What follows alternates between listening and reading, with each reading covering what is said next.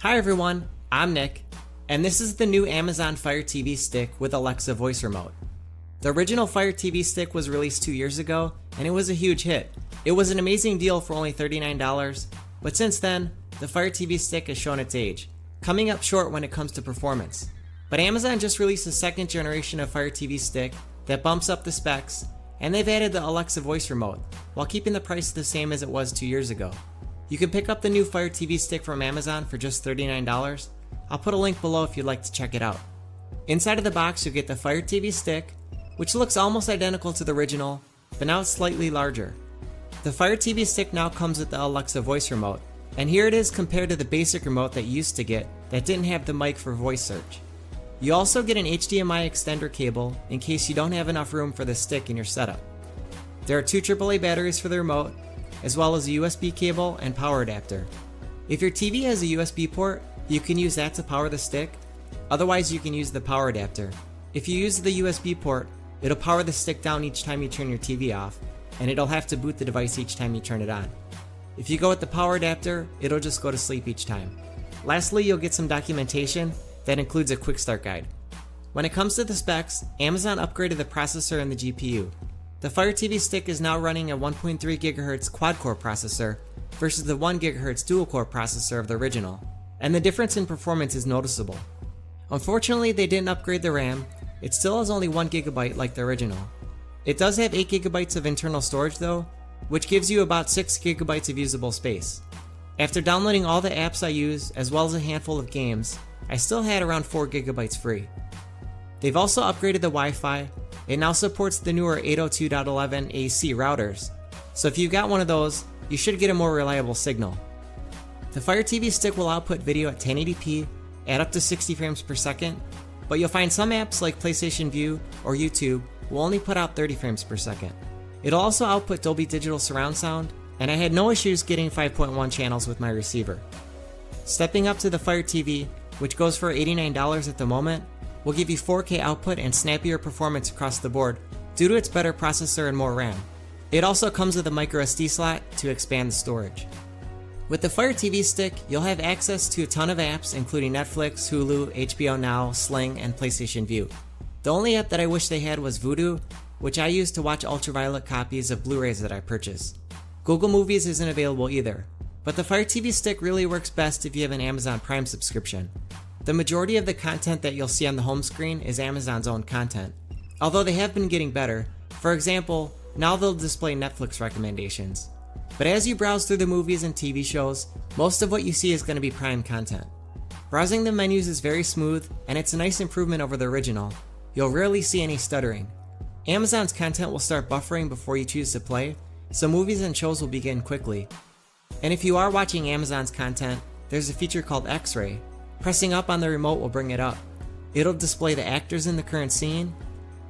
You can skip to different scenes, view the cast, see what music's being played, or view trivia.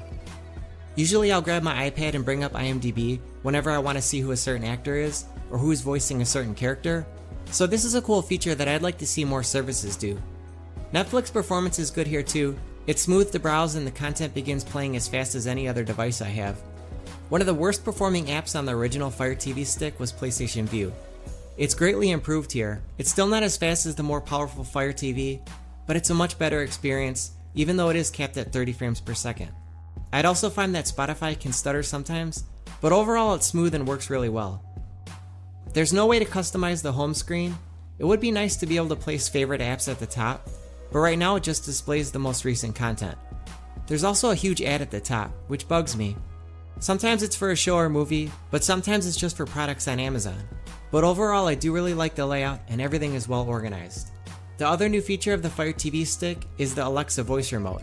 Holding down the voice button, you can ask, "What's the weather?" Currently, in Carroll Stream it's 44 degrees with cloudy skies. You can shop for items on Amazon. You could use it to play music or watch a show. It works perfectly with Amazon's content, so you can say things like, "Play Interstellar,"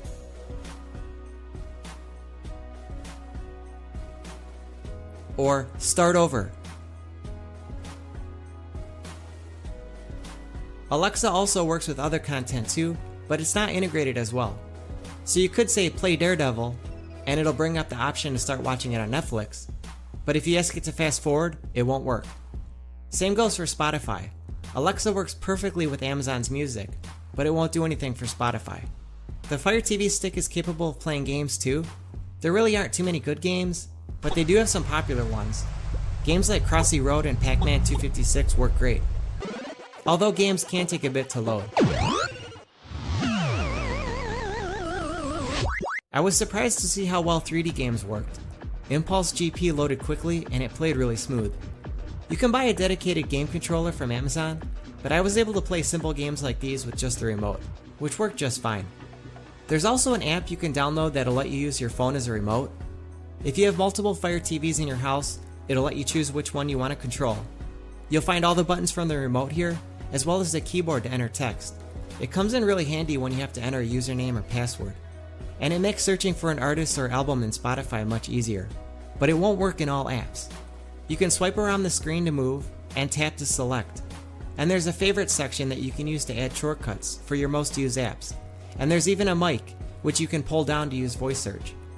The Fire TV Stick will also function similar to a Chromecast, so you can cast video from YouTube or Netflix from your phone. I find it easiest to browse YouTube videos on my phone, and then hit the cast button to send it to the Fire TV Stick. There are also some parental features that'll restrict viewing, and you can add a pin to block purchases. So if you have children, they won't accidentally start purchasing TV shows, which is handy because sometimes paid content is mixed in with free content. So while you really get the most out of it if you have a Prime subscription, the Fire TV Stick is a huge improvement over the original, and it's really the best inexpensive streaming stick in my opinion. I also had the latest Roku streaming stick, and even though the performance is great, I'm not a fan of the bland interface, and certain apps like Amazon and PlayStation View don't have the same polish that they do on the Fire TV devices. If you're looking for 4K content or the best performance for the PlayStation View app, then I'd go with the $89 Fire TV. But for almost everyone else, the Fire TV Stick is a great choice, even if you aren't an Amazon Prime member. So let me know what you think in the comments below. Hit the like button if you found this helpful, and make sure to subscribe if you haven't already. Thanks for watching.